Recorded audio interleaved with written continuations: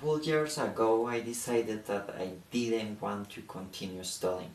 I felt too tired and even that I hated my career. For this reason, I decided to postpone the semester and I started working in a not very good company. Can you believe it? Leaving the best university to go to work at one of the worst companies in Colombia.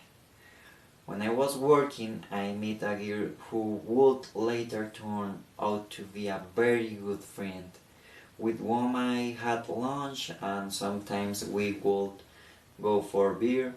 We talked about our lives, we got to know each other even better.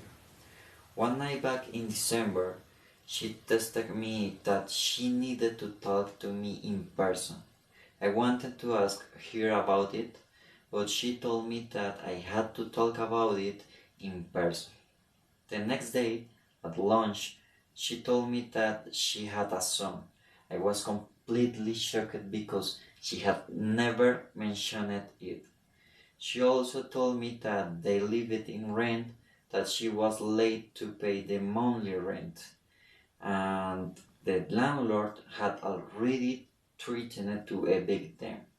I really felt very bad and sad for her. She borrowed money from me because she knew that I was just there working so I wouldn't be at home and that she didn't have any kind of financial responsibility. I agreed to give her the money, so we went to an ATM, but when we were on the way, she told me a few words that stayed in my head, and those were follow my example and don't ruin your life. I told her, why you say that? She replied, when you are young, you think you have the world at your feet. You let great opportunities like this pass you by and then you realize that life is cruel to people who do not take advantage of these situations.